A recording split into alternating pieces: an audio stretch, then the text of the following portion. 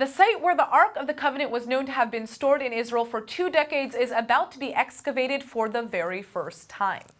Scientists have just announced a stunning revelation. They may have uncovered the legendary Ark of the Covenant, and what they found is nothing short of extraordinary. For thousands of years, the Ark was believed to be hidden somewhere within Jerusalem, its location lost to history.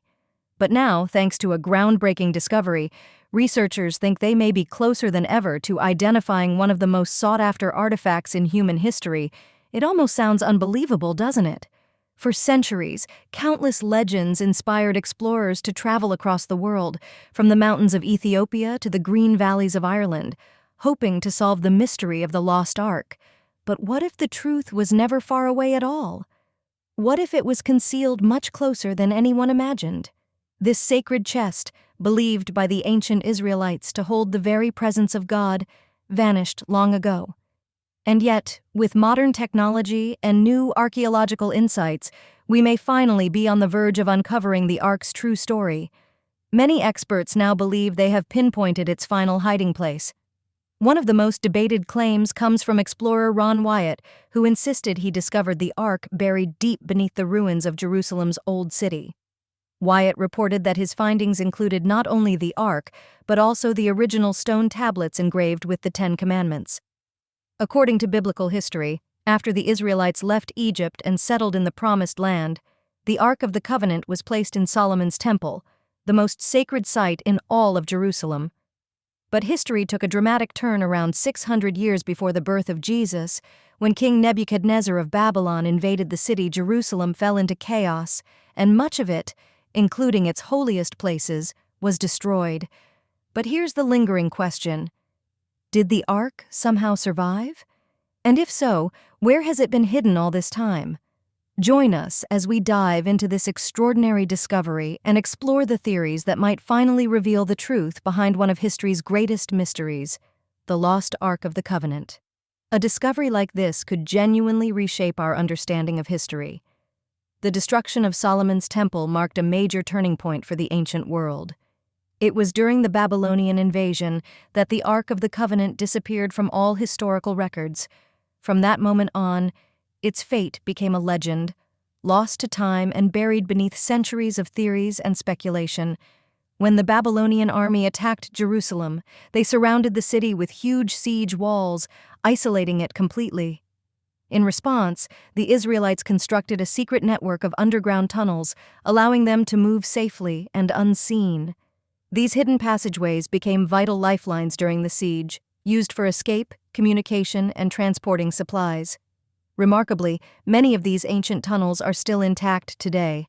Archaeologists exploring them have uncovered a number of intriguing artifacts, some of which have inspired new theories, suggesting that these underground routes might lead to the Ark's final resting place. Could the Ark of the Covenant have been concealed deep beneath the earth in a sealed chamber? Some researchers believe it's not only possible, but likely one of the most widely discussed claims comes from explorer Ron Wyatt, who said he found such a chamber beneath the ancient remains of Jerusalem, a chamber that had remained sealed and untouched for centuries, and Wyatt is far from the only one who believes the Ark may still be hidden below the city. Over the years, countless explorers and researchers have stepped forward, each claiming to have uncovered the long-lost Ark of the Covenant. But why does this artifact spark such intense fascination? Because the Ark isn't just another ancient object. It is considered one of the holiest and most powerful relics in human history, especially within Jewish tradition. The possibility that it could finally be found has captured imaginations across the globe. Yet one question looms above all others. If the Ark is ever discovered, will it truly match the descriptions recorded in the Bible? For scientists, the first challenge would be authentication. They would need to determine whether the artifact genuinely belonged to the ancient Israelites, or if it was simply another ornate chest crafted by the many cultures that lived in the region. If the real Ark of the Covenant were brought into the light of day, it would be a moment of pure astonishment, an event that echoes the dramatic biblical stories surrounding this legendary object. According to Scripture, the Ark was overlaid with pure gold inside and out, adorned with exquisite trim, and crowned with the mercy seat, a lid considered a masterpiece of ancient craftsmanship. To reveal such an object to the world would be one of the most breathtaking discoveries in human history, something capable of reshaping everything we thought we knew about our ancient past. And then imagine the moment it is opened. It would feel like unlocking a chapter of history preserved untouched for thousands of years. The craftsmanship, the gleaming gold, the overwhelming sense of sacredness, such a sight would leave everyone standing before it completely speechless. It was a moment almost no one ever expected to witness firsthand. Resting atop the ark's lid were two golden cherubim, angelic figures with wings spread wide, facing one another and directing their gaze toward the space between them, known as the mercy seat. This wasn't just decorative artwork. It carried deep spiritual significance and was considered the holiest part of the entire ark. The design of the ark itself was equally deliberate. It included 4 golden rings, 2 on each side, created to hold the long poles used for carrying it. These poles, made from acacia wood and overlaid with pure gold, were never meant to be removed. This ensured the ark could always be moved with dignity and reverence. As scientists finally lifted the lid, the room filled with a powerful mix of awe and anticipation. Everyone waited in silence, wondering whether the legendary items mentioned in ancient scriptures would truly be inside according to tradition.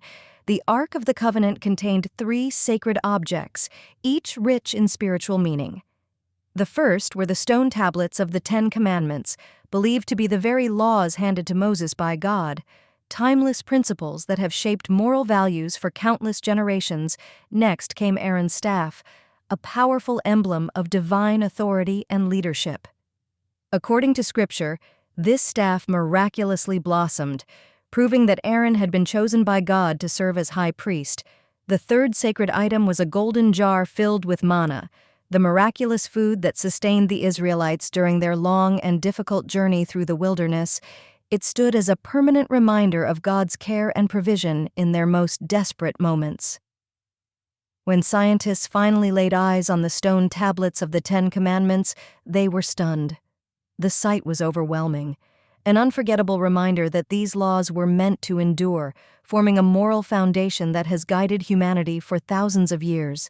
The symbolism was profound. The presence of the commandments inside the ark emphasized the eternal, unchanging nature of divine law. But the Ark of the Covenant represented far more than a container for holy objects. It symbolized something even deeper, the very presence of God among His people. Each object inside the ark carried immense spiritual meaning. The second set of stone tablets represented righteousness under the covenant established in the Old Testament. In contrast, the first set, which Moses shattered in anger when the Israelites worshipped the golden calf, symbolized humanity's failure to uphold God's commands. The jar of manna served as a powerful symbol of God's provision. It held the mysterious food that kept the Israelites alive in the wilderness, nourishment they could not fully understand centuries later. When Jesus fed 5,000 people with just a few loaves and fish, He referenced this same divine provision, pointing to a deeper spiritual truth. If the Ark of the Covenant has truly been discovered, it would be one of the most extraordinary archaeological revelations in human history, uniting faith, ancient tradition, and spiritual mystery in a way the world has never seen. Through the teachings of Jesus, a deeper message emerges. He explained that the true bread from heaven was not the manna Moses gave, but the nourishment that comes directly from the Father, something far greater, eternal, and life-giving. Jesus described Himself as the bread of life, saying He came from heaven to give life to the world. What followed in the biblical account of Aaron's staff was nothing short of miraculous. By the next morning, the staff had sprouted buds, blossomed with flowers, and even produced ripe almonds. This astonishing sign confirmed God's choice of Aaron and the Levites as the rightful priestly line, leaving no room for doubt about their divine appointment. Among all the elements of the Ark of the Covenant, one feature especially stood out to the scientists studying it: the mercy seat. This golden cover placed on top of the ark carried profound spiritual significance. In ancient Israel, during the annual Day of Atonement, the high priest would enter the Holy of Holies and sprinkle the blood of a sacrificial animal onto the mercy seat. This sacred act represented the atonement of sins, symbolically bridging the gap between God and his people. But this ritual pointed toward an even greater act of redemption, the sacrifice of Jesus Christ. Just as the blood on the mercy seat stood between God's presence and his law, the blood of Christ now stands as the ultimate mediator between God and humanity. Because God is perfectly holy, human sin creates a deep divide between us and him. The law exposes this divide by revealing how far we fall short of perfection. So how can flawed, imperfect people ever hope to stand before a righteous God? The answer is found in Jesus' sacrifice. Through his blood, believers are not judged purely by the standards of the law, but seen through the grace he provides. When God looks upon those covered by the sacrifice of his Son, his justice is fulfilled, and their sins are forgiven.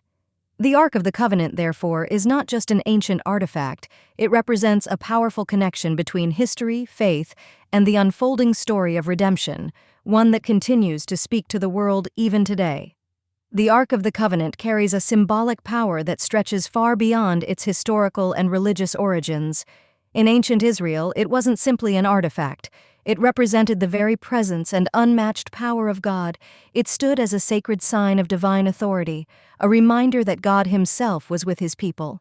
When the Israelites carried the ark into battle, they believed it brought victory, and entire cities were said to fall before them. Because of its incredible holiness, only a select few were allowed to approach or touch it. Anyone else risked instant death. The ark was kept in the most sacred room of the Jerusalem temple, known as the Holy of Holies. Only the high priest could enter this space, and even he was permitted to do so only once a year on the Day of Atonement. Moving or unveiling the ark was a deeply sacred act, and could only be done by members of the tribe of Levi, specifically the descendants of Aaron, the first high priest. These Levites were chosen as the priestly guardians of the covenant. They carried the heavy responsibility of protecting the ark and ensuring it was treated with absolute reverence. Even today, the Ark of the Covenant stands as one of the most powerful and mysterious symbols in all of biblical history, a representation of God's presence, his authority, and the sacred connection between heaven and earth. Handling such a holy object was not just a duty, it was an honor and a divine calling. Handling the sacred, the Ark of the Covenant. Transporting sacred objects, particularly the Ark of the Covenant, was a task that demanded strict rules and absolute reverence. Only members of the tribe of Levi, specifically the descendants of Kohath, were authorized to carry these holy items. Before any movement, the Ark and other sacred objects had to be carefully covered according to precise instructions. They were never to be placed on carts or handled casually.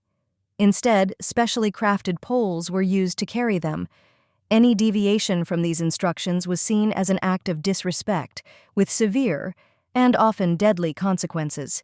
Even the slightest touch without proper authority, no matter how well-intentioned, could be fatal. Only those who could prove they were descendants of Aaron or divinely appointed for the task were allowed to handle the ark.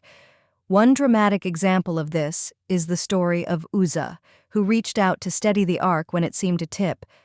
Despite his good intentions, he was struck down instantly. This sobering story underscores just how sacred the ark was. Only the Levites, or those specifically chosen by God, could approach it. The ark was far more than a religious object. It was a powerful symbol of God's presence and the profound spiritual connection between him and his people. Handling it wasn't just a duty, it was a holy responsibility. Access to the ark was never taken lightly. Casual interaction was strictly forbidden, and allowing just anyone to touch or even see it could lead to disaster or confusion. Its holiness demanded the highest respect and protection. Yet, on rare occasions, God made exceptions. Certain individuals were permitted to approach the ark, not out of privilege, but for a divine purpose. These chosen witnesses often shared their experiences to inspire others and strengthen the faith of future generations. Their testimonies serve as a reminder of just how extraordinary and sacred the ark truly was. According to biblical tradition, only those from the tribe of Levi were ever allowed to handle it. This special role set the Levites apart from the rest of the people of Israel, even today. it is believed that only about 4% of Jewish people can trace their ancestry back to the Levites. The unique role of the Levites. Unlike the other 12 tribes, the Levites were not given their own territory in the Promised Land. Instead, they lived throughout the various regions of Israel, serving as spiritual leaders, caretakers of the tabernacle, and examples of devotion to God. Because they did not farm or own land, they were supported by a system of tithing, where the other Israelites gave 10% of their produce to sustain the Levites and their sacred work. The Day of Atonement and the Mercy Seat. Once a year, on the Day of Atonement, the high priest would enter the Holy of Holies, the most sacred part of the tabernacle, and later the temple.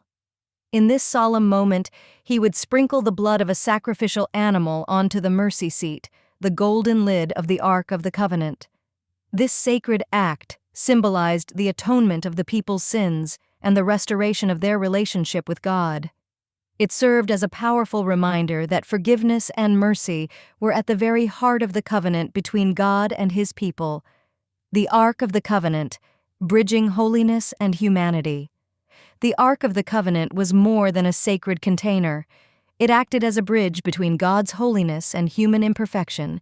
Beneath its golden cover, the mercy seat, rested the stone tablets of the 10 Commandments, which formed the foundation of God's law. Breaking these laws brought judgment, but above them sat the mercy seat, symbolizing God's grace and offering forgiveness to those who sincerely sought atonement.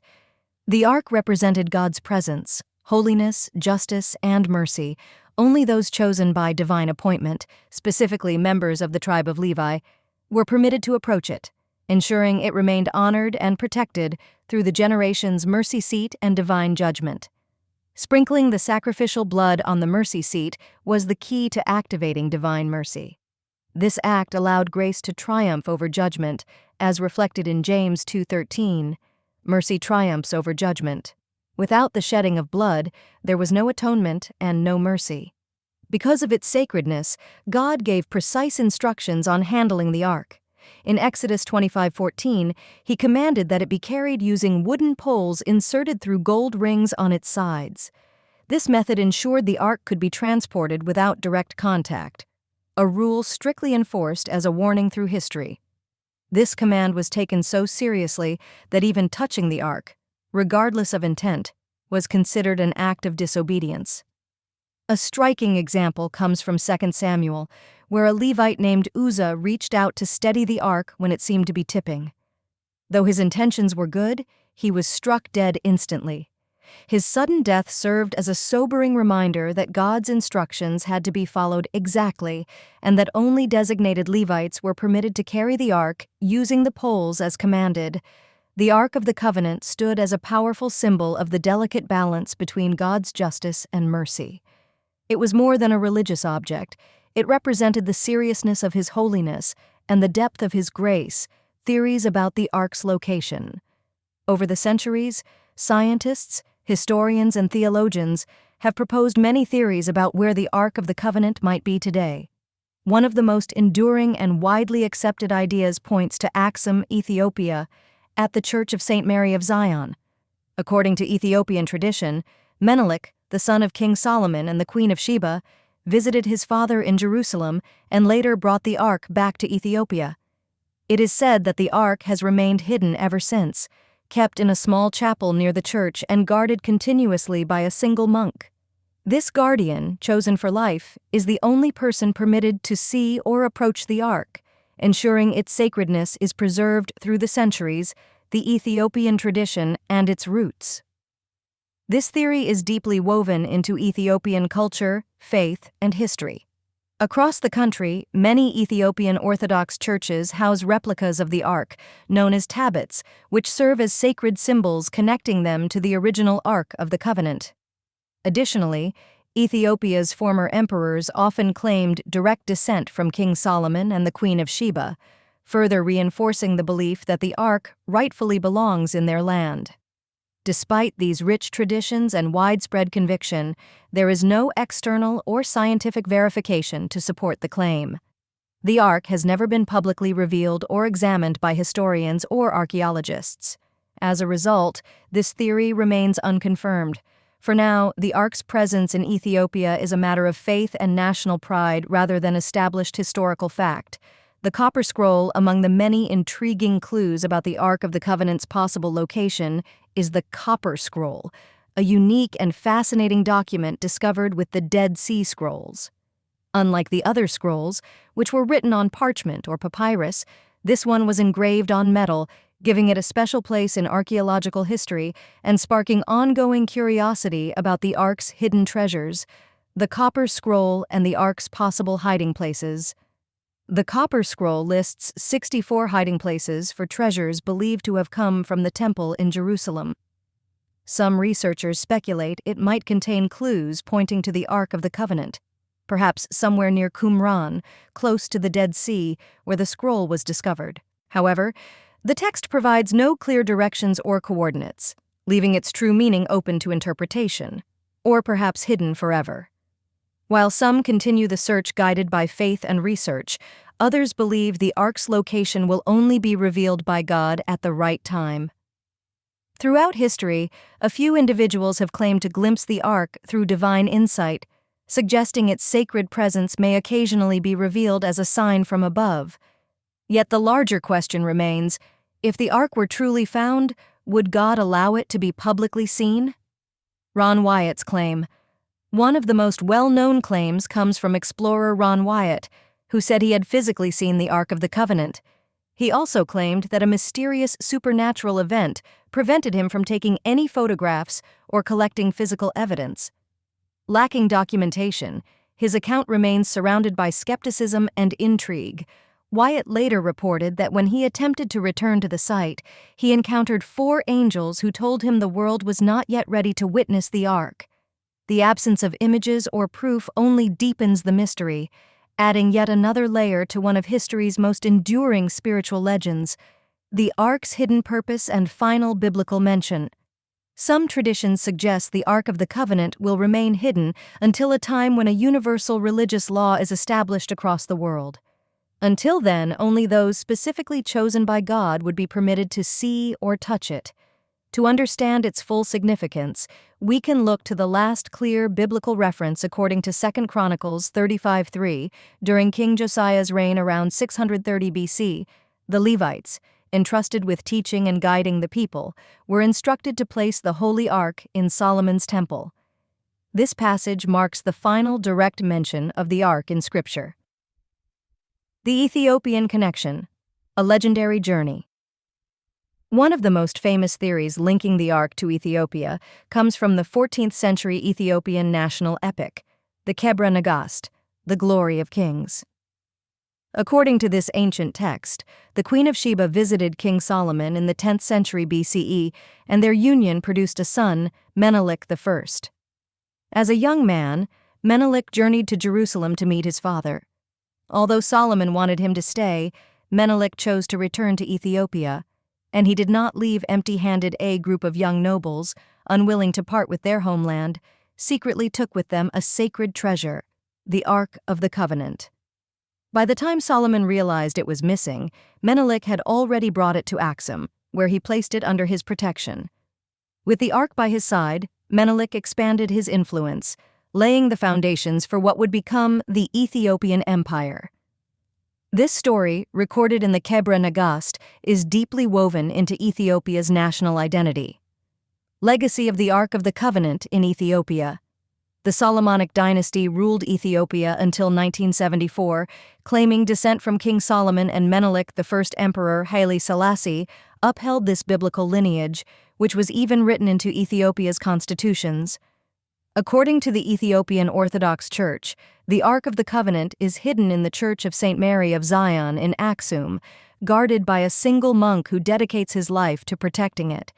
Though the Ark has never been seen or independently verified, each Ethiopian Orthodox Church holds a tablet, a sacred replica kept in the Holy of Holies and only brought out on special occasions. These replicas are treated with profound reverence, symbolizing the enduring presence of the original Ark. The ongoing mystery. The true location of the Ark remains unknown. Some believe it is still hidden, waiting to be revealed. Others see its deeper purpose as fulfilled through the resurrection of Jesus Christ. The two angels at Christ's empty tomb mirror the cherubim on the ark's mercy seat, symbolizing redemption and the restored connection between humanity and God. Whether hidden or spiritually fulfilled, the Ark of the Covenant continues to inspire wonder, faith, and mystery. What do you think? Is the Ark still out there, or has its meaning already been revealed through Christ? Share your thoughts below and subscribe for more fascinating stories.